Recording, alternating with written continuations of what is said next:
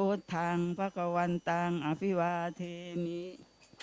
สวากขาโตภคะวตาธัมโมธัมมังนัมสสามิสุปฏิปันโนภคะวะโตสาวกสังโฆสังฆังนามามิอาราธนาธรรมพร้อมกันนะคะพระมาจโลกาทิปติสัมปติกาดอัญชลีอันทิวารังอายาจทาสันติสันตาปาราชาคชาติกาเทเสตุธรรมังอนุกรรมปิมังปะชังท้าวสามบดีพรหมเป็นบรมในพรหมมาทรงฤทธิศักดากว่าบริษัททุกหมู่พรหมน้อมหันนามัสการประดิษฐานหน้าที่สมควรแล้วจึงบังคมชุลีบาทพระสัมมาขอพรอันประเสริฐวาระเลิศมโหฬารปวงสัตว์ในโลกากิเลสน้อยก็ยังมีขอองค์พระจอมปราดสู่ธรรมาสอันรู้จีโปรดปวงประชานีท่านจงโปรดแสดงธรรมนิมนต์ท่านเจ้าข้าผู้ปรีชาอันเลิศล้ำโปรดแสดงพระสัจธรรมเทศนาและว่าทีเพื่อให้สำฤทธิผลแก่ปวงชนบรรดามีสู่สุขเกษมสีสมดังเจตนาเทิน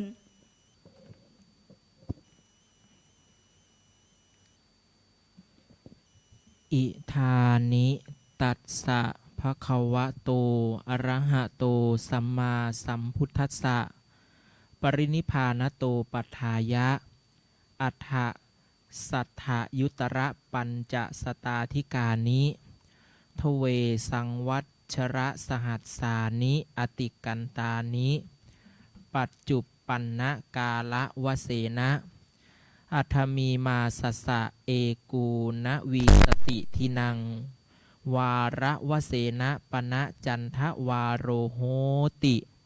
เอวังตัสสะภะคะวะโตปรินิพพานาศาสนายุกาละคณนาสันลักเขตภาติสุภมัสสดุพระพุทธศาสนายุกาลนับจำเดิมตั้งแต่วันเป็นที่เสด็จดับขันธปรินิพพานแห่งองค์สมเด็จพระผู้มีพระภาคอรหันตสัมมาสัมพุทธเจ้าของเรานั้นบัดนี้ล่วงไปได้แล้ว 2,568 พรรษาปัจจุบันสมัยวันนี้ตรงกับสุรทินวันจันทร์ที่ 19 เดือนพฤษภาคมพุทธศักราช 2568 พระพุทธศาสนายุกาลนับจำเดิมตั้งแต่วันอันเป็นที่เสด็จดับขันธปรินิพพานแห่งองค์สมเด็จพระบรมศาสดาสัมมาสัมพุทธเจ้านั้นมีใจความอันท่านสาธุชนพุทธบริษัทจะพึงกำหนดนับและรับรู้ด้วยประกาศชนีนะโมตัสสะภะคะวะโตอะระหะโตสัมมาสัมพุทธัสสะนะโมตัสสะภะคะวะโตอะระหะโตสัมมาสัมพุทธัสสะ นะโมตัสสะภะคะวะโตอะระหะโตสัมมาสัมพุทธัสสะหันทธานิภิกขเวอามันตยามิโววยธรรมาสังขาราอัปปมาเทนะสัมปาเทธาติบัดนี้จักรับประทานแสดงพระธรรมเทศนาในสารัตถธรรมวันอัฏฐมีบูชากถาพรรณนาสัตถุธรรมคำสั่งสอนขององค์สมเด็จพระชินวรสัมมาสัมพุทธเจ้าเพื่อเป็นเครื่องประคับประคองฉลองศรัทธาประดับสติปัญญาส่งเสริมเพิ่มพูนกุศลบุญญาราศีของท่านสาธุชนพุทธบริษัททั้งบรรพชิตและคฤหัสถ์ขวายใฝ่ใจในการบำเพ็ญกุศลความดีอันเป็นการสร้างพื้นฐานทางคุณธรรมและจริยธรรมสัมมาปฏิบัติตามสมควรแก่เวลาสืบต่อไปวันนี้เป็นวันจันทร์ที่19พฤษภาคม2568เป็นวันธรรมมัสวนะหรือเป็นวันพระแรม8ค่ำเดือน6เป็นวันพิเศษในสำคัญทางพระพุทธศาสนานั่นก็คือวันอัฏฐมีบูชาเป็นวันที่เราท่านสาธุชนจะแสดงถึงความกตัญญูกตเวทิตาธรรมก็คือลำลึกถึงเหตุการณ์สำคัญเมื่อครั้งองค์สมเด็จพระสัมมาสัมพุทธเจ้าตรัสรู้อนุตตรสัมมาสัมโพธิญาณได้มีพระมหากรุณาที่กว้างใหญ่ไพศาลแสดงธรรมโปรดเวนยสัตว์แก่พุทธบริษัทจนถึงยุคปัจจุบันเมื่อพระองค์ดับขันธปรินิพพานแล้วในฐานะเป็นพุทธศาสนิกชนจึงได้น้อมลำลึกถึงเหตุการณ์สำคัญซึ่งจะมีข้อคิดคติธรรมเพื่อให้เกิดเป็นข้อคิดในการนำไปประพฤติปฏิบัติในการดำเนินชีวิตนั่นก็คือเรื่องของความไม่ประมาทในการดำเนินชีวิตเพราะชีวิตของคนเรานั้นเกิดมาประดุจกับสายฟ้าแลบนะเพียงแค่แป๊บเดียวก็จางหายไปเปรียบเหมือนกับน้ำค้างในช่วงภาคเช้าพอต้องพระอาทิตย์เข้าก็พันหายไปเพราะนั้นพุทธองค์นั้นจึงตัดเป็นปัจฉิมโอวาทซึ่งเป็นข้อคิดให้เราเตือนใจว่าชีวิตของคนเรานั้นสั้นนักแต่ถ้าว่าชีวิตนั้นก็สำคัญนักเช่นเดียวกันเพราะนั้นใจความเนื้อหาสาระจะพูดถึงวันอัฏฐมีบูชาจะตรงตามประเด็นก็คือในเรื่องของความไม่ประมาทในชีวิตการดำเนินชีวิตและอื่นๆอีกมากมายให้สอดคล้องกับการดำเนินชีวิตสมดังพุทธภาษิตที่ได้ยกขึ้นเป็นนิเคปบทที่ได้อัญเชิญมาเป็นนิเคปบทเบื้องต้นที่ว่าหันทธานิภิกขเวอันตยามิโวดังนี้เป็นต้นซึ่งแปลเป็นใจความว่าภิกษุทั้งหลายบัดนี้เราขอเตือนเธอทั้งหลายว่าสังขารทั้งหลายมีความเสื่อมไปเป็นธรรมดาเธอทั้งหลายจงยังกิจของตนให้ถึงพร้อมด้วยความไม่ประมาทเถิดอิโตปะรังเบื้องหน้าต่อแต่นี้ไปอาตมภาพทั้งสองจะได้ประคับประคองฉลองศรัทธาแสดงพระธรรมเทศนาในส่วนปุจฉาและวิสัชนาซึ่งกันและกันก็แลการปุจฉาและวิสัชนาในทำนองสองธรรมาสนั้นตามธรรมเนียมของพระธรรมกถิกาจารย์จำต้องมีการสมมุติมอบหมายถวายหน้าที่ให้แก่กันและกันในขั้นต้นนี้เสียก่อนทั้งนี้เพื่อให้เกิดความสะดวกแก่พระธรรมกถึกผู้แสดงและเพื่อความแจ่มแจ้งแก่ท่านสาธุชนผู้สดับทักขินโตธรรมาสเนนิสินังสัมมันนามิวาระนี้อัตมภาพขอสมมติพระเดชพระคุณผู้สังฆชินบุตรพุทธชิโนรสซึ่งนั่งปรากฏณธรรมาสน์เบื้องขวาผู้มีสมัญญาปรากฏนามศาสนโวหารว่าพระมหานิติทัตญาณสิทธิ เรียนธรรม9ประโยคนาคหลวงพุทธศาสตร์มหาบัณฑิตเลขานุการสำนักเรียนวัดพระเชตุพนวิมลมังคลาราม ราชวรมหาวิหารแห่งนี้ขอสมมุติมอบหมายถวายตำแหน่งให้พระเดชพระคุณแสดงเป็นพระสกวาทยาจารย์มีหน้าที่ในการปุจฉาคือไต่สวนทวนถามปัญหาอัตถธรรมคำสอนขององค์สมเด็จพระชินวรสัมมาสัมพุทธเจ้าไปตามลำดับสยะเมวาหังอัตตานังสัมมนามิส่วนอัตมภาพยังเป็นผู้มีความรู้น้อยด้อยด้วยความสามารถจึงขอโอกาสสมมุติสมัญญาตนเป็นผู้แสดงในตำแหน่งพระประวาทยาจารย์มีหน้าที่ในการวิสัชนาตัดสมาสาทโวเพราะฉะนั้นขอท่านสาธุชนผู้มีศรัทธาอุบาสกอุบาสิกาผู้ใจบุญทั้งหลายจงได้โปรดตั้งโสตประสาทของท่านให้เป็นประหนึ่งว่าภาชนะทองคอยรองรับพระสัทธรรมเทศนาเพื่อให้เกิดธรรมสวนานิสงส์ตรงกับความมุ่งหมาย5ประการคือ 1. ได้ความรู้ใหม่ 2. ได้วินิจฉัยเรื่องเก่า 3. ได้บรรเทากังขา 4. ได้พัฒนาความคิดและ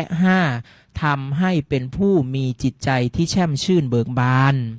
พันเตสกวาทาจริโยขอพระเดชพระคุณผู้เป็นสังฆชินบุตรพุทธชิโนรสผู้ได้สมมุติรับสมมุติสมัญญาตนได้ดำเนินเนื้อความตามบุระประโยคกถาเริ่มแจกแจงแสดงพระสัทธรรมเทศนาเพื่อประดับสติปัญญาและบารมีสร้างเสริมกุศลบุญญาราศีในส่วนของธรรมสวนาใหม่และเพิ่มพูนกำลังใจในสัมมาปฏิบัติแก่ท่านสาธุชนพุทธบริษัทไปตามลำดับก็มีณกาลบัดนี้นะโมตัสสะภะคะวะโตอะระหะโตสัมมาสัมพุทธัสสะนะโมตัสสะภะคะวะโตอะระหะโตสัมมาสัมพุทธัสสะนะโมตัสสะภะคะวะโตอะระหะโตสัมมาสัมพุทธัสสะอะทะโคปรวาทาจริโยระโหคโตสัตถุธัมมังวิจินันโตเตสุธัมเมสุกังขังอุปัฏฐเปตวาอัตนาวิสัชเชตุงสักโกนโตเยนะปรวาทาจริโยเตนุปสังกมิอุปสังกมิตวาวันทนังกตวาอัตตปันหังปุจจติติอีณบัดนี้อัตมภาพผู้ได้รับการสมมุติจากท่านพระสังฆชินบุตรพุทธชิโนรสซึ่งนั่งปรากฏอยู่ณธรรมาสน์เบื้องหน้านั้นพระเดชพระคุณรูปนี้เป็นผู้มีความรู้คู่ความสามารถมีสมัญญาปรากฏในภาคพจน์พระพุทธศาสนาว่าพระมหาวุฒิไกรปุณณวุฒิปริยนธรรม9ประโยคพุทธศาสตร์มหาบัณฑิตปัจจุบันกำลังศึกษาปริญญาเอกพุทธศาสตร์ดุษฎีบัณฑิตมหาวิทยาลัยมหาจุฬาลงกรณราชวิทยาลัยวัดโมลีโลกยารามท่านได้แสดงอานิสังสกถาพัฒนาอานิสงส์ของการฟังธรรมเริ่มตั้งแต่ต้นจนปริโยสารด้วยสำนวนโวหารที่สระสลวยมากด้วยสาระจังหวะดีลีลางามใจความก็กระชับเป็นที่จับจิตสะกิดใจของท่านสาธุชนผู้สดับและในที่สุดก็ได้สมมุติให้อัตมภาพรับแสดงในตำแหน่งแห่งพระสกวาทยาจารย์เป็นประธานในการเทศนามีหน้าที่อัญเชิญพระสัทธรรมนำพระวาจาแห่งองค์สมเด็จพระสัมมาสัมพุทธเจ้ายกขึ้นเป็นหัวข้อเพื่อปุจฉาซักไซ้ไต่ถามซึ่งกันและกันการปุจฉาวิสัชนาปัญหาธรรมในรูปของการสนทนานั้นองค์สมเด็จพระสัมมาสัมพุทธเจ้าตรัสว่าเป็นมงคลดังพระบาลีว่า ธรรมสากัจฉาเอตัมมังคลมุตตมังการสนทนาธรรมเป็นมงคลประการหนึ่งและพระพุทธองค์ยังได้ตรัสต่อไปอีกว่ากาเลนะธรรมัสสวนังเอตัมมังคลมุตตมังการฟังธรรมตามการก็เป็นมงคลอีกประการหนึ่งอัตถโขปรวาทาจริโยอัตตปัญหังสุนันโตตัสสะวิสัชเชสีติอีอัตตมภาพจักได้ดำเนินความตามหน้าที่ของพระสกวาทีเพื่อตั้งปัญหาธรรมแล้วนำมาสอบถามณโอกาสอันสมควรสืบไปครับสบายดีนะครับวันนี้เป็นหวัดนิดหน่อยครับ ท่านเอาน้ำร้อนมาให้ก็รู้สึกสบายใจครับแต่ตรงกันข้ามธรรมาสท่านกับเททิ้งหรือเปล่าไม่รู้ รู้สึกเป็นห่วงก็เลยยกแก้วนะวางข้างล่างกลัวจะเป็นเหมือนข้างๆก็เลยได้แค่แก้วเดียว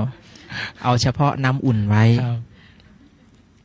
เป็นหวัดครับแต่ว่าก็อยากจะมาเป็นเกียรติมากที่จะได้มาพบปะกับญาติโยมที่นี่อีกเป็นวาระน่าจะนับไม่ถ้วนครับผมที่ท่านพูดมาเมื่อกี้เนี่ยก็ถูกอยู่หรอกครับแต่ปกติผมเคยนั่งเทศอยู่ตรงนั้นมันร้อนครับพอมาตรงอากาศมันมีแอร์ก็เลยเทน้ำร้อนลงตรงนี้จะได้นั่งอุ่นๆครับนั้นก็แล้วไปครับผม นึกว่าท่านเกิดเหตุอะไรหรือเปล่านะครับครับโยมก็เอามาถวายอีกก็กำชับว่าอย่าเทอีกนะหมดแล้วโยมครับที่วางมันเล็กนะมันครึ่งหนึ่งมันต้องวางให้พอดีเนาะครับวันนี้มาสนทนาธรรมกันในเรื่องวันสารัตถธรรมวันอัฏฐมีบูชาสารัตถธรรมในวันอัฏฐมีบูชาก็แปลตรงตัวสาระนี่แปลว่าแก่นสารอัฏฐานี่แปลว่าเนื้อความที่เป็นแก่นสารในวันอัฏฐมีบูชาใช่วันอัฏฐมีเนี่ยอัฏฐมะนี่แปลว่าที่8วันนี้ก็เป็นวันแรม8 ค่ำเดือน6ตรงกับวันถวายพระเพลิงขององค์สมเด็จพระสัมมาสัมพุทธเจ้าเมื่อย้อนไปกี่ปีที่แล้วครับ2568แล้วปีนี้ครับก็ไม่นานเท่าไหร่ถ้าเทียบในสังสารวัฏไม่นานเท่าไหร่2568ปีที่แล้วครับเป็นวันคล้ายวันถวายพระเพลิงพุทธสรีระขององค์สมเด็จพระสัมมาสัมพุทธเจ้าเพราะว่าองค์สมเด็จพระสัมมาสัมพุทธเจ้าปรินิพพานในวันวิสาขะก็คือขึ้น15 ค่ำเดือน6ใช่ครับที่ผ่านมานี่เองครับที่เราได้จัดงานวันวิสาขบูชาเมื่อวันที่11 พฤษภาคมที่ผ่านมาแล้วก็นับจากวันวิสาขบูชามานี้ก็เป็นวันที่7วันที่8เป็นวันถวายพระเพลิงแล้วก็มีเหตุการณ์สำคัญในวันเริ่มตั้งแต่การปรินิพพานขององค์สมเด็จพระสัมมาสัมพุทธเจ้ายาวมาจนถึงวันที่ถวายพระเพลิงมีเหตุการณ์อะไรบ้างครับอาจารย์ถ้าจะพูดถึงเหตุการณ์สำคัญเนาะครับหลังจากที่พระพุทธองค์ได้ปรินิพพานเนี่ยถ้าจะย้อนไปที่เราเรียกว่าอัฏฐมีบูชาเนี่ยมันมีความเป็นมาของวันอัฏฐมีก็คือเมื่อวันเพ็ญเดือนขึ้น15 ค่ำเดือน3ในพรรษาที่45พระพุทธองค์เนี่ยได้ทรงประชวรหนักแล้วก็นับ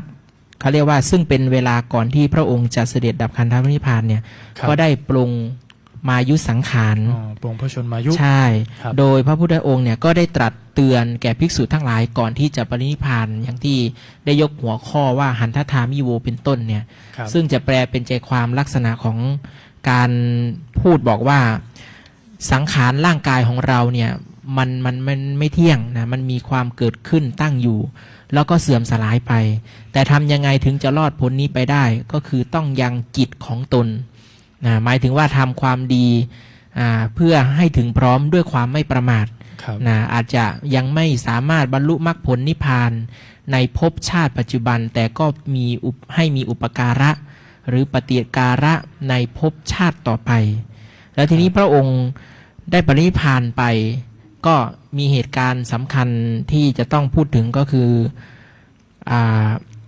พระองค์ได้เลือกเมืองเนาะแล้วก็ปรินิพพาน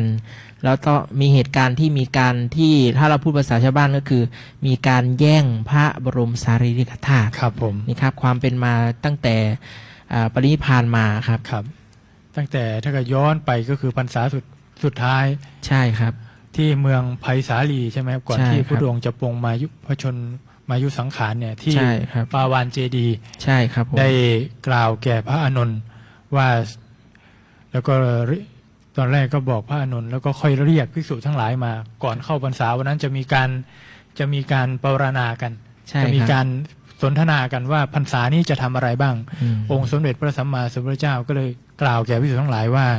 นับจากนี้เป็นต้นไป3 เดือน เราตถาคตจะปรินิพพาน ใช่ครับ ภิกษุทั้งหลายบางรูปเนี่ยก็จะรวมกลุ่มกันแล้วก็เข้าเฝ้าพุทธเจ้า ใช่ครับ ครับ ก็มันจะมีเหตุการณ์ที่ อ่า ที่เราจะต้องจำไว้ด้วยเนาะ ครับ ว่าเหตุให้เกิดแผ่นดินไหวที่ผ่านมานั่นแหละก็คือหนึ่งในนั้นก็คือเหตุให้เกิดแผ่นดินไหวก็คือพระพุทธเจ้าได้จะปรงมายุสังขาร ครั ป บ รินิพพาน อืม แต่ว่าเหตุการณ์วันนั้นไม่ใช่เนาะอาจจะเป็นเรื่องของ แผ่นดินไหวหรืออะไรสักอย่างหนึ่ง ครับ ที่ปรากฏในคัมภีร์พระพุทธศาสนา ครับ ครับ พอเกิดแผ่นดินไหวเนี่ยพระอานนท์ก็เลยทูลถามพุทธเจ้า ว่าเหตุไรจึงเกิดแผ่นดินไหวองค์ในพระสัมมาสัมพุทธเจ้าก็เลยตรัสว่าก็ไล่มาทีละข้อข้อสุดท้ายก็บอกว่าถ้าพุทธเจ้าเนี่ยปรงอายุสังขารเนี่ยจะเกิดเหตุการณ์แผ่นดินไหวพระอานนท์ก็เลยทูลให้พุทธเจ้าเนี่ยดำรงพระชนมายุสืบไป อืม องค์สมเด็จพระสัมมาสัมพุทธเจ้าก็บอกไม่ได้ได้ประกาศไปแล้วได้กล่าวไปแล้ว เมื่อที่ผ่านมาก็ได้แสดงนิมิตแล้วว่าพุทธเจ้าเนี่ยจะปรงอายุสังขารถึง16 ครั้งนะ อืม แต่พระอานนท์ก็ไม่ได้สังเกตจนกระทั่งครั้งสุดท้าย ก็ได้ประกาศไป ว่าอีก3 เดือนต่อจากนี้ไปจะปรินิพพานภิกษุทั้งหลายก็โศกเศร้าเสียใจที่ยังเป็นปุถุชน ก็จับกลุ่มกันเข้าเฝ้าพุทธเจ้าไม่ไปไหนเพราะว่าอีก3 เดือนพระเจ้าจะปรินิพพานแล้ว แต่มีภิกษุอยู่รูปหนึ่งครับ ท่านก็ไม่ไปเข้าเฝ้าพุทธเจ้า อืม แต่ตั้งมโนปณิธานว่าตราบใดที่องค์สมเด็จพระสัมมาสัมพุทธเจ้ายังชนพระชนมายุอยู่ จะบรรลุเป็นพระอรหันต์ให้ได้ ท่านก็เลยเดินจงกรมนั่งสมาธิภาวนาอยู่อย่างนั้นอยู่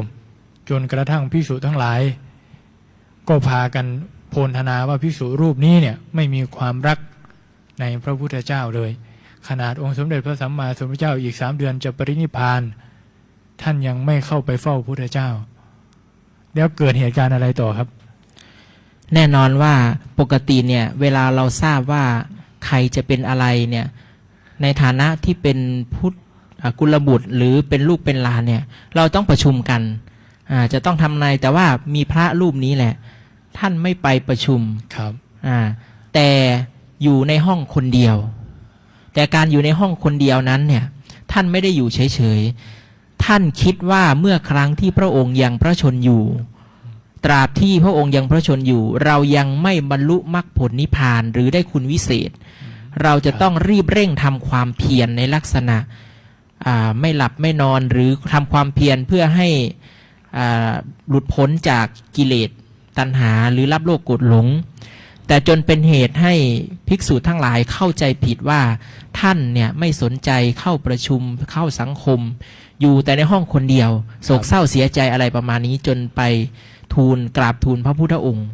แล้วพระพุทธองค์ก็เลยโจทย์ว่าจริงไหมที่ทำเช่นนี้ ครับผม ก็บอกว่าจริง ทีนี้จริงแล้วเนี่ยท่านทำยังไงก็ได้แจ้งว่าต้องทำอย่างนี้ปฏิบัติทำอย่างนี้ แต่กลายเป็นว่าแทนที่พระพุทธองค์จะตำหนิแต่พุทธองค์กลับสรรเสริญ ครับ จึงได้มีพุทธพจน์ที่ปรากฏว่าอัตตทัตถังปรัตเถนะพหูนาปีนหาปเยเป็นต้น ครับ ซึ่งแปลเป็นใจความว่าบุคคลไม่พึงพร่าประโยชน์บุคคลอื่น เพียงเพราะประโยชน์ของตนแม้มากเราฟังแล้วเนี่ยเหมือนจะว่าพุทธเจ้าเหมือนกับสอนให้เห็นแก่ตัวว่าเวลาคนทำงานเนี่ยไม่ไปทำแต่กับว่าทำงานตนเอง แต่หน้าที่นี้พระราชาจารย์ได้แก้ว่าคำว่าประโยชน์ของตนก็คือดูอารมณ์จิตของตนเนี่ยอย่าไปใส่ใจคนอื่นวงเล็บภาษาชาวบ้านก็คือ อย่าสารแหน่เรื่องคนอื่นดูใจตัวเองให้ดีเสียก่อนเหมือนกับพระภิกษุตำหนิเขานี่แหละประมาณนี้นะนี่คือเหตุการณ์ของพระรูปนั้นเมื่อครั้งที่พระพุทธองค์นั้นได้เปล่งวาจาว่าจะปรินิพพานครับผมก็สอดคล้องกับยุคปัจจุบันนี้นะท่านพระเดชพระคุณท่านครับผมก็คือตราบใดที่เรายังอยู่ในพระพุทธศาสนาได้ประชาเป็นสามัคคีได้มิตรไมตรีมีความเพียรเราก็ยังบำเพ็ญเพียรถือศีลภาวนารักษาระดับจิตของตนไม่ให้ตกต่ำนะเพราะว่าคนเรานั้นเกิดเป็นมนุษย์เนี่ยว่ายากพระพุทธองค์ก็ได้เปรียบเหมือนชีวิตของคนเราเนี่ยถ้าจะเทียบว่าในห้องบริเวณนี้ถ้าจะมีคนเกิดมาคงไม่มีที่ยืนแต่ไปเกิดเป็นมดเป็นสัตว์เดรัจฉานบ้างแต่คนจำนวนน้อยถึงจะมาเป็นมนุษย์ในเมื่อว่าเป็นมนุษย์แล้วก็ต้องรักษาชีวิตพอรักษาชีวิตแล้วเนี่ยเป็นสิ่งที่ยากเนี่ยก็ต้องดำเนินชีวิตตนเองไม่ให้ตกไปในอบายสายต่ำเพราะนั้นก็ถือว่าคณะญาติโยมยังถือว่าอยู่ในพระพุทธศาสนาจึงมาบำเพ็ญวันพระวันพิเศษนะก็คือเข้าวัดรักษาระดับจิตนะของตนอย่างที่เห็นครับครับผมก็อันนี้คือเหตุการณ์พรรษาสุดท้ายขององค์สมเด็จพระสัมมาสัมพุทธเจ้าก็คือมีพระรูปนั้นองค์สมเด็จพระสัมมาสัมพุทธเจ้าก็เลยตั้งชื่อให้ว่าพระอัตตทัตถะผู้เล็งเห็นประโยชน์ของตนใช่ครับคือถ้าเกิดว่าไม่ทำอย่างนั้นเนี่ยก็จะไม่รอดพ้นจากอบายในวัฏสงสารเขาตั้งยังท่องเที่ยวไปในสังสารวัฏอยู่ท่านก็เลยยึดเอาเป็น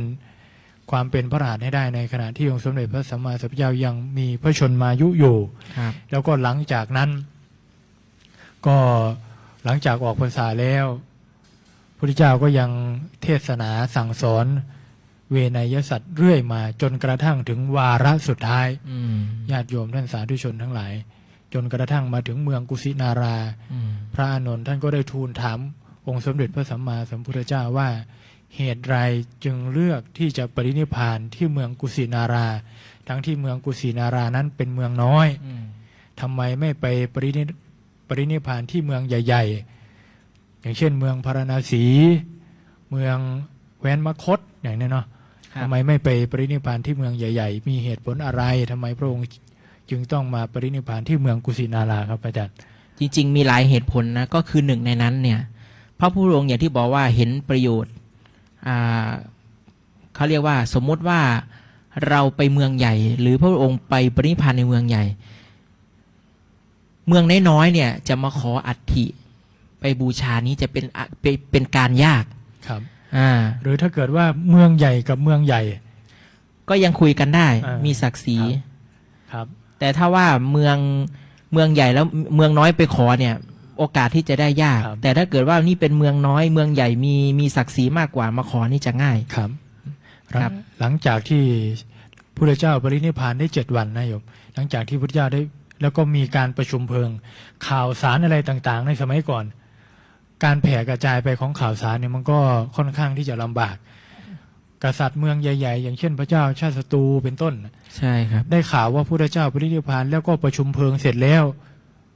ก็คือเผาเสร็จแล้วโยมได้ข่าวก็เลยพระราชาเนี่ยจากหัวเมืองต่างๆ7หัวเมืองรวมกันโยมเพื่อที่จะมาขอพระบรมสารีริกธาตุจากเมืองกุสินาราเมืองกุสินาราในฐานะที่เป็นเมืองน้อยต้องทำยังไงครับก็ต้องให้นะครับก็โดยตั้งกลอุบายให้โทนพามครับผมโทนพามนี่ถือว่าเป็นบัณฑิตเป็นนักปราชญ์จริงๆก็เกือบจะมีการทะเลาะทำสงครามกันนะครับมันก็จะมีเมืองของพระเจ้าศัตรูเมืองมคธเมืองกษัตริย์ลิชวีเมืองเวสาลีนี่เมืองใหญ่ทั้งนั้นนะแต่ว่าต้องอาศัยผู้ที่มีความสามารถในใช้กลยุทธ์อุบายในการแบ่งก็คือโทนพามใช่ไหมครับครับผมก็เลยได้พระบรมสารีริกธาตุเพื่อไปบูชา แต่ถ้าเกิดว่าไปปรินิพพานในเมืองใหญ่เหมือนอย่างที่พระอาจารย์ท่านบอกเนี่ยการแผ่กระจายไปของพระบรมสารีริกธาตุเนี่ยก็จะไม่มีก็จะกระจุกอยู่ที่เฉพาะเมืองใหญ่ๆมันก็จะไม่เป็นประโยชน์ต่อสาธารณชนที่ทำการบูชาของสมเด็จพระสัมมาสัมพุทธเจ้าก็เลยตัดกับพระอานนท์ว่าอีกอย่างหนึ่งเนี่ยเมืองกุสินาราในสมัยนี้เป็นเมืองน้อยก็จริงแต่ว่าในสมัยก่อนเคยเป็นเมืองใหญ่มาก่อนแล้วก็มีพระราชาพระนามว่ามหาสุทัศนะในมหาสุทัศนสูตรพระไตรปิฎกเล่มที่10โยมสนใจไปเปิดดูได้เคยเป็นเมืองใหญ่เนี่ยมีประทีปธงทิวสว่างรุ่งเรืองทั้งวันทั้งคืนโยมสมเด็จพระสัมมาสัมพุทธเจ้าข้อนี้ก็จะแสดงให้เห็นถึงพระไตรลักษณ์ก็คืออนิจจลักษณะก็คือความไม่เที่ยงในสมัยก่อนเคยเป็นเมืองใหญ่ก็จริงแต่พอมาถึงปัจจุบันกลับเป็นเมืองเล็กเพราะแสดงให้เห็นถึงความไม่เที่ยงแท้แน่นอนอันนี้ก็คือที่พุทธเจ้าจะแสดงให้เห็นแล้วพระอานนท์ก็เลยได้ทูลถามไปว่าแล้วจะปฏิบัติต่อพระพุทธสรีระยังไงในเมื่อพระองค์ปรินิพพานไปแล้วพุทธเจ้าก็เลยตรัสกับพระอานนท์ว่าไม่ต้องเป็นห่วงเรื่องนั้นเพราะว่ามีกหบดีมีพราหมณ์ผู้ฉลาดอยู่ให้พระอานนท์เนี่ยไปแจ้งแล้วเขาก็จะมีวิธีในการปฏิบัติเหมือนอย่างที่เขาทำกับพระเจ้าจักรพรรดิหลังจากที่พระเจ้าปรินิพพานไปเขาจะนำผ้าใหม่ผ้าสีขาวโยมมาพันพุทธสรีระมาห่อศพพระเจ้านี่500 ชั้นแล้วก็เอาสำลีบริสุทธิ์มาพันสลับกับผ้าขาวไปจนครบ1,000 ชั้นโยมแล้วก็เอาไปขึ้นที่จิตรกาฐานพอถึงวันที่จะถวายพระเพลิงก็อัญเชิญไปที่มกุฏพันธนะเจดีย์ใช่ไหมครับแล้วก็กษัตริย์คือเจ้ามัลละจะไปถวายพระเพลิงก็ยังไม่ได้เพราะว่าพระเถระที่เป็นสาวกชั้นผู้ใหญ่ก็คือพระมหากัสสปะเนี่ยยังเดินทางไม่ถึงพระมหากัสสปะนี่เดินทางมาจากเมืองปาวาพร้อมกับพระสงฆ์อีกจำนวนหนึ่งเดินทางมาแล้วก็ในระหว่างทางเป็นเหตุให้ทำสังคายนาครั้งที่1ใช่ไหมครับใช่ครับเป็นเหตุมีสุพัทธวุฒะบรรพชิตก็คือมีหลวงตาสุพัทธะหลวงตาแก่คนหนึ่งในระหว่างที่เดินทางมาก็มีพระภิกษุบางรูปที่ยังเป็นปุถุชนก็ร้องไห้โยมเพราะทราบข่าวการปรินิพพานของพระพุทธเจ้าก็ร้องไห้คิดว่าพระพุทธศาสนาเนี่ยคงเสื่อมแล้วคงหมดแล้วเพราะว่าหลังจากหมดพระพุทธเจ้าก็ถือว่าหมดแล้วแต่สุภัททะไม่ได้คิดอย่างนั้นคิดว่าดีแล้วพระพุทธเจ้าปรินิพพานไปต่อไปนี้เราอยากจะทำอะไรก็จะทำไม่อยากทำอะไรก็จะไม่ทำเพราะว่าที่ผ่านมาเนี่ยเคยโดนพระพุทธเจ้าเนี่ยห้ามมาโดยตลอดว่าต้องทำอย่างนั้นต้องทำอย่างนี้แต่ตอนนี้หลังจากที่พระพุทธเจ้าปรินิพพานไปแล้วตามใจทำตามใจเลยภาษาบาลีเรียกว่าเยนะกามังขโมไปตามใจแต่พระมหากัสสปะได้ยินนะก็ไม่สบายใจโยมคิดว่าคำสอนของพระพุทธเจ้าเนี่ยยังคงอยู่แม้แต่องค์สมเด็จพระสัมมาสัมพุทธเจ้าจะปรินิพพานไปแล้ว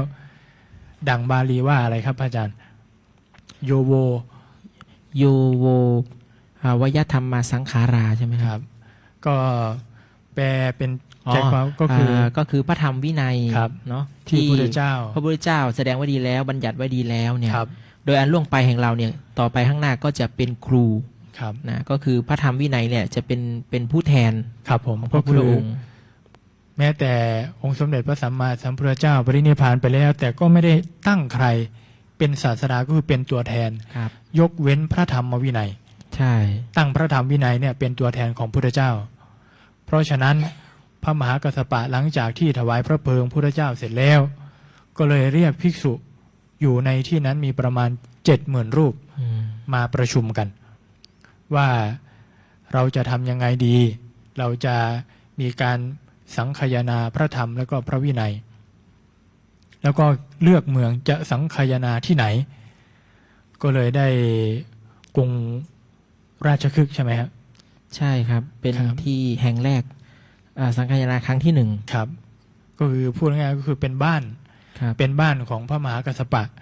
ท่านเกิดที่กรุงราชคฤห์ที่แคว้นมคธแคว้นมคธเนี่ยเป็นเมืองที่ใหญ่มาก มีภูเขาทั้งหมด5 ลูกที่ล้อมเมืองไว้โยมเคยไปไหมภูเขาคิชกูฏภูเขาคิชกูฏก็อยู่แคว้นมคธ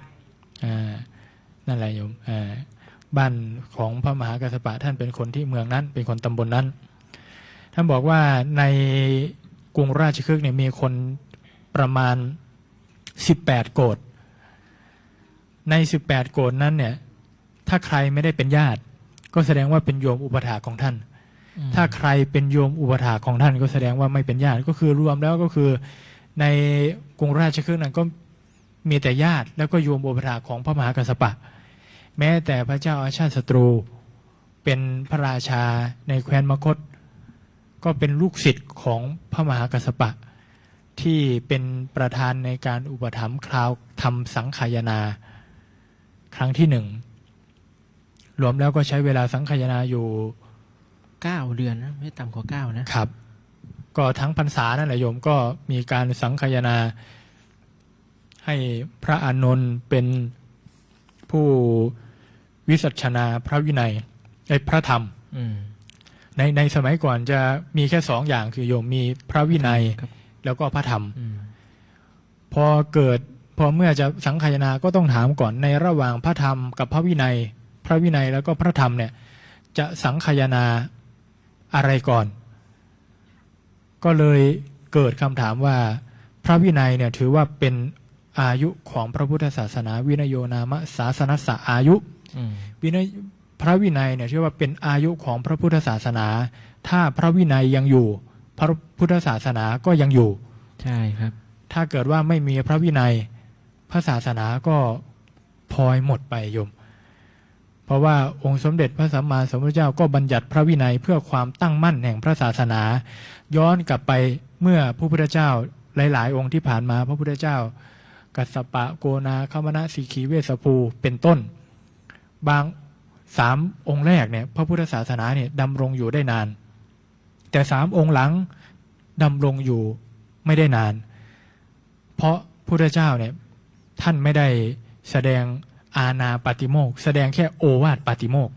โอวาทปาติโมกข์ก็เหมือนอย่างที่เราเคยฟังเมื่อวันมาฆบูชา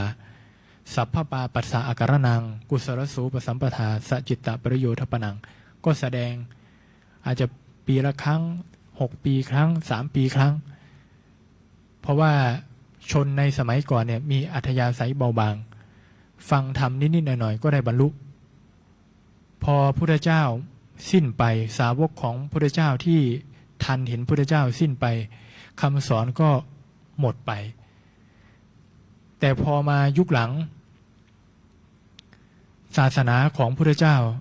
อยู่ได้นานเพราะมีพระวินัยนี่ท่านอุปมาเหมือนกับได้เส้นได้ที่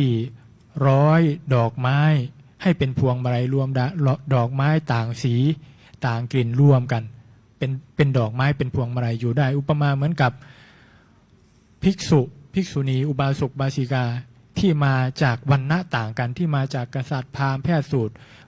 ก็มารวมกันร้อยด้วยพระธรรมวินัยจึงเป็นอันหนึ่งอันเดียวกันในปหาราทสูตรท่านก็บอกว่าแม่น้ำที่ไหลมาจากแม่น้ำสายต่างๆแม่น้ำยมุนาแม่น้ำมหีหลายสายรวมกันไหลลงมหาสมุทรย่อมละนามและโคตรของตนละชื่อแม่น้ำรวมกันเป็นมหาสมุทรชั้นใดในพระธรรมวินัยหรือในพระพุทธศาสนาก็ฉันนั้นเหมือนกันกุลบุตรกุลธิดาที่เข้ามาบวชจากวรรณะต่างๆจะเป็นวรรณะกษัตริย์พราหมณ์แพทย์สูตรหรือเป็นวรรณะจันทานก็ดีย่อมละนามและโคตรของตนรวมกันเป็นสมณะสักยบุตรอันนี้ก็เช่นเดียวกัน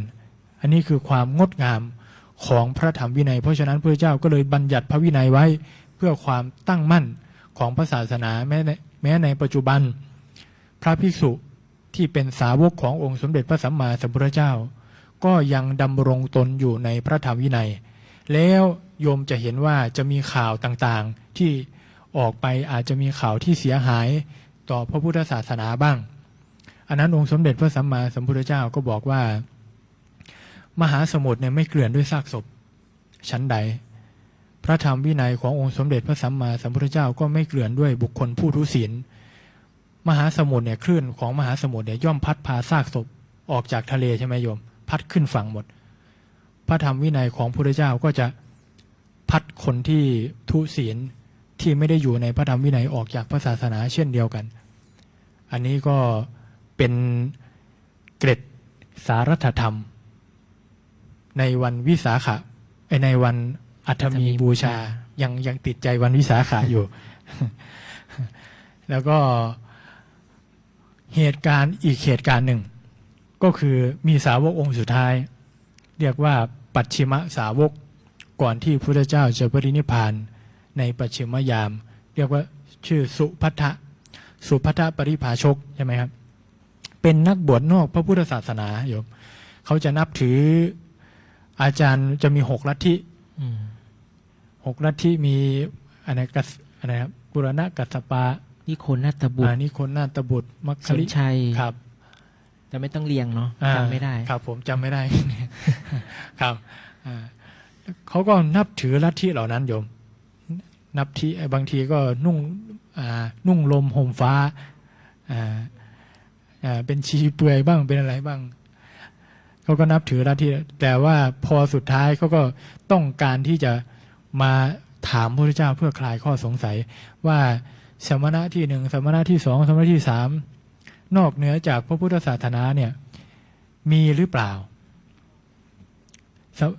สมณะนั้นคืออะไรก็คือพระอริยบุคคล4 จำพวกคือพระอริยบุคคลพระโสดาบันสกทาคามีอนาคามีพระอรหันต์นอกจากพุทธศาสนาองค์สมเด็จพระสัมมาสัมพุทธเจ้าก็คือไม่มีเฉพาะในพระพุทธศาสนาอย่างเดียวเท่านั้นแล้วก็เทศนาให้ฟังจนกระทั่งได้เป็นปัจฉิมสาวกแล้วก็พอถึงปัจฉิมยามก็เลยพระพุทธองค์ก็เลยได้ตัดปัจฉิมโอวาทคาถาครั้งสุดท้ายแปลเป็นความไทยเอาไว้ว่าจำบาลีไม่ได้ ท่านพูดบาลีไปแล้ว ท่านบอกว่าภิกษุทั้งหลาย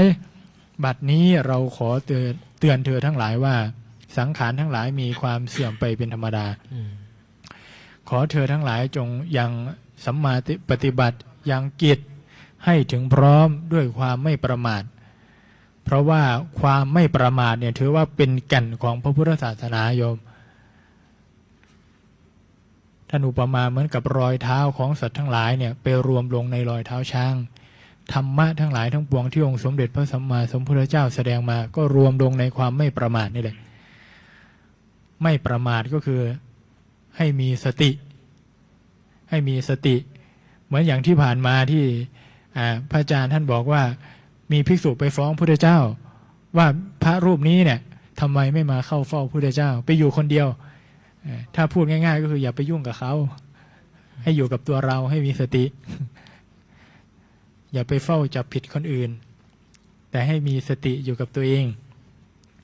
มีสติอยู่กับลมหายใจเข้าลมหายใจออกของเรานี่แหละองค์สมเด็จพระสัมมาสัมพุทธเจ้าก็ได้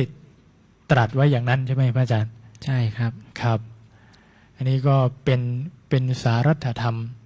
ในวันอัฐมีบูชาว่าสุดท้ายแล้วไม่ว่าองค์สมเด็จพระสัมมาสัมพุทธเจ้าอาจจะมองเป็นพระศาสดาที่ยิ่งใหญ่แต่ถ้าเกิดว่าเราอีกมุมหนึ่งก็คือพระองค์ก็เป็นบุคคลธรรมดามีเกิดมีแก่มีเจ็บแล้วก็มีตายถ้าภาษาพระใช้กับองค์สมเด็จพระสัมมาสัมพุทธเจ้าก็เรียกว่าปรินิพพานนิพพุโตก็แปลว่าดับเย็นดับสนิทก็คือดับแบบไม่มีเชื้อก็คือไม่มาเกิดอีกแล้วเพราะว่าในครั้งที่พุทธองค์ประสูติมาก็ได้ตัดอะยะมันติมาชาตินัตถิธานิปุณพโวแปลความว่าชาตินี้เป็นชาติสุดท้าย การเกิดใหม่ในภพต่อไปนี่ไม่มีอีกแล้วเพราะฉะนั้นการดับของพระเจ้าก็คือการดับแบบไม่มีการเกิดอีกแล้วเพราะว่าการเกิดเนี่ยภาษาบาลีว่าทุกขาชาติปุณพปุนังการเกิดบ่อยๆเนี่ยเป็นทุกข์เมื่อครั้งที่เวรัญชพามครั้งที่องค์สมเด็จพระสัมมาสัมพุทธเจ้าเข้าจำพรรษาที่เมืองเวรัญชาพราหมณ์ก็เข้าไปหาพระพุทธเจ้าเพราะว่าพราหมณ์นั้นเป็นเจ้าเมืองเห็นพระพุทธเจ้าในฐานะแขกไปเขาก็ไปต้อนรับแต่ที่ผ่านมาเนี่ยถ้าเกิดว่าเจอผู้ใหญ่ก็ต้องลุกลับการลุกลับในธรรมเนียมของพราหมณ์เนี่ยเขาสำคัญนะเขาต้องมีการลุกลับถ้าเกิดว่าไม่มีการลุกลับเนี่ยเขาไม่ให้ถือว่าเป็นการแสดงความไม่ให้เกียรติแต่พระพุทธเจ้าก็เห็นพราหมณ์ก็นั่งไม่ได้ลุกพราหมณ์ก็โกรธพระพุทธเจ้าด่าพระพุทธเจ้าโยมด่าพระพุทธเจ้าว่าเป็นคนไม่มีรสไม่มีชาติไม่มีการกำเนิดด่าสารพัดพระพุทธเจ้าก็บอกว่าใช่พราหมณ์เราไม่มีการเกิดอีกแล้วก็เลยบอกว่าพราหมณ์นี้เนี่ยไม่รู้กำเนิดของตัวเองไม่รู้ว่าตนเองเนี่ยตอนนี้เนี่ยแก่จะตายวันไหนก็ไม่รู้พอตายเดี๋ยวก็ต้องกลับไปเป็นเด็กอีกเพราะฉะนั้นเนี่ยการพุทธเจ้าบอกว่าตั้งแต่ตรัสรู้มาตั้งแต่ประสูติมาเนี่ยก็พิจารณาไปในมนุษย์โลกเทวโลกพรหมโลกก็ไม่มีใครเลยที่พุทธเจ้าจะลุกลับก็เลยแม้แต่เทวดามารพรหมทั้งหลายเนี่ยก็มา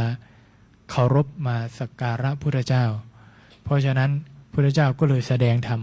ให้พราหมณ์ได้ฟังพราหมณ์ก็เลยได้เข้าใจว่าพุทธเจ้าเนี่ยเกิดก่อนพราหมณ์พุทธเจ้านี่เกิด2 ครั้งนะโยมเกิดเป็นสิทธัตถกุมารแล้วก็อันที่2ก็คือเกิดเป็นพุทธะเกิดเป็นอริยะเพราะฉะนั้นพุทธเจ้าก็เลยบอกว่าเราเนี่ยเกิดก่อนเพราะว่าเกิดโดยอริยชาติอันนี้ก็คือเป็นเหตุการณ์ตั้งแต่ประสูติตรัสรู้แล้วก็มาปรินิพพานอาตมาสรุปจบให้ภายใน2 นาที อยากให้พระอาจารย์ท่านได้ฝากข้อคิดในสารัตธรรมวันอัฐมีบูชาให้โยมอีกสักครั้งหนึ่งครับในที่ดีๆท่านก็พูดไปหมดแล้วนะโยมนะ อาตมาก็รู้ว่าจะต้องได้ช่องตรงไหนบ้างนะครับก็ในวาระท้ายเนาะก็จะเป็นข้อคิดในส่วนของการเจริญกุศลในวัยทั้ง3เพราะพระพุทธองค์เมื่อครั้งที่ประกาศธรรมเนี่ยก็ได้สอดคล้องกับหลักธรรมที่ว่าให้รักษาตนเองให้ดีประคับประคองตัวเองในยามทั้ง3ชื่อว่าไม่ประมาทอัตตานันเจปิยังชัญญาอัตตานันเจปิยังชัญญารักขยนังสุรคิตังตินังอัญญตรังยามังปฏิชัคขยปันดิโตแปลว่า ถ้าว่าบุคคลรู้ว่าตนเองเป็นที่รักนะก็ต้องรักษาตนเองไว้ให้ดีถ้าเราเป็นบัณฑิตผู้รู้เนี่ยจะประคับประคองตนเองไว้ในยามทั้ง3ยามในที่นี้พระพุทธองค์เปรียบเหมือนเวลาก็คือเวลาช่วงเด็กเวลาช่วงกลางคนแล้วก็บั้นปลายชีวิตการทำบุญมีทานรักษาศีลเป็นต้น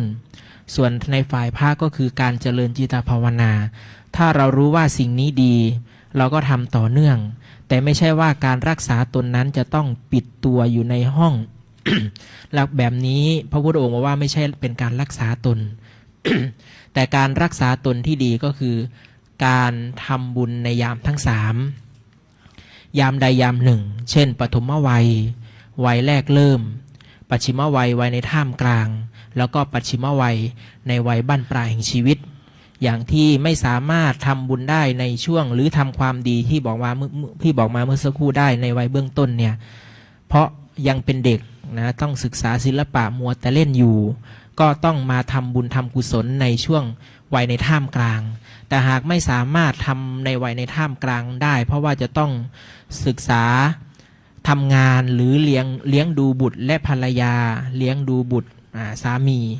ก็ต้องทำบั้นปลายแห่งชีวิตนะเพราะว่าบั้นปลายชีวิตเนี่ยเป็นวัยที่เหมือนกับคณะญาติโยมตรงนี้เนี่ย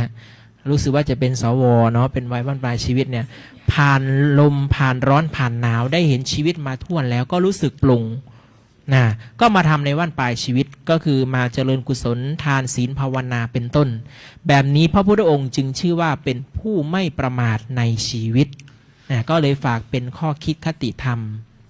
ว่าโยมได้ทำตามหลักธรรมของพุทธองค์ว่าเกิดมาชีวิตหนึ่งเนี่ยไม่ได้ขาดทุนสูญกำไรทานก็ได้น้อมถวายกายก็ได้ลงมือทำศีลธรรมก็ได้รักษาสติปัญญาก็ได้เพิ่มพูนด้วยอานิสงส์บุญกุศลก็จะบังเกิดขึ้นหากไม่สามารถบรรลุมรรคผลนิพพานคุณวิเศษในชาตินี้ก็จะเป็นอุปการะในภพชาติต่อไปเพราะนั้นจึงอนุโมทนาเป็นข้อคิดคติธรรมว่าโยมก็รักษาตัวนะเพราะว่าการเป็นอยู่ด้วยตนเองเนี่ยนะมันก็อยู่แค่ตนเองนะเพราะนั้นนักปราชญ์จึงบอกว่าอยู่เพื่อตนเนี่ยอยู่เพื่อสิ้นลมหายใจ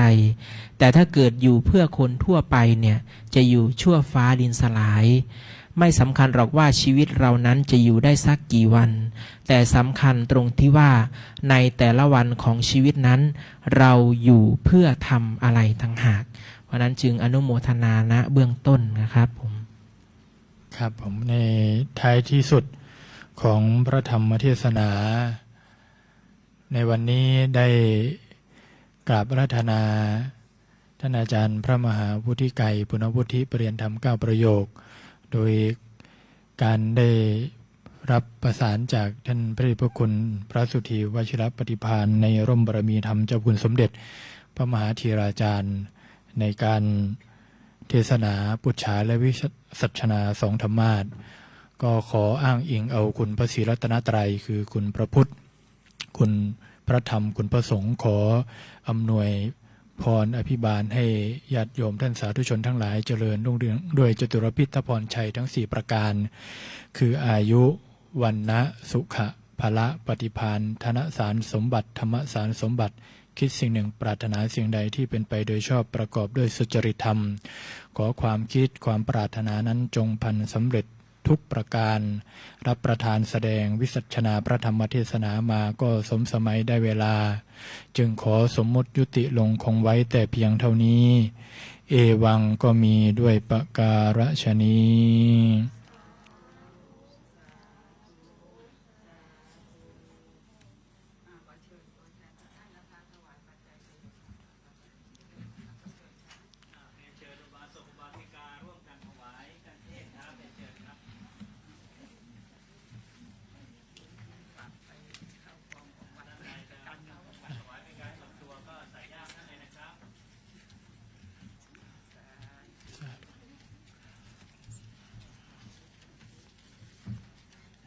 สาธุ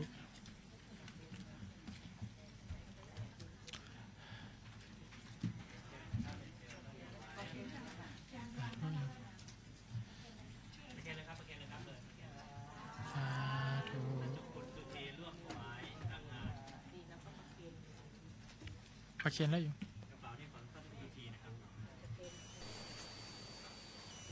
สาธุสาธุโยมเอาวางไว้ข้างๆวางไว้ข้างๆ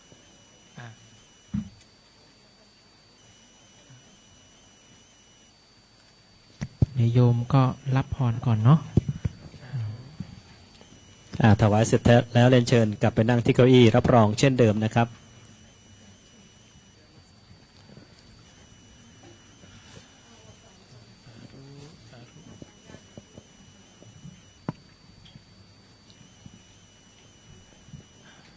ใครเตรียมน้ำไว้กรวดก็เตรียมตัวกรวดน้ำรับพรนะครับได้ค่าน้ำปะนะแนนแล้วทีนี้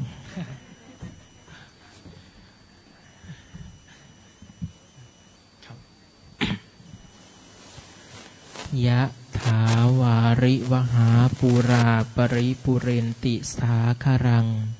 เอวะเมวะอิโตทินังเปตานังอุปกัปปติอิชิตังปฏิตังตุมหังคิปะเมวะสมิจฉตุสัพเพปุเรนตุสังกปาจันโทปนะระโสยถามณิโชติระโสยถาสัพพีติโยวิวัชชันตุสัพพโรโควินัสตุมาเตภวัตวันตรายโยสุขีทีคายุโกภวะอภิวาทนะสีริสะ นิจจังบุธาปจายโนจัตตารโอธรรมาวัฏันติอายุวันโนสุขังภะลัง สาธุกับพระรัตนตรัยพร้อมกันนะครับอะระหังสัมมาสัมพุทโธภะคะวาพุทธังภะคะวันตังอภิวาเทมิสวากขาโตภะคะวะตาธัมโมธัมมังนามัสสามิสุปฏิปันโนภะคะวะโตสังฆังนะมามินิมนต์พระคุณเจ้าตามอัธยาศัยครับวันนี้คณะอุบาสกอุบาสิกาวัด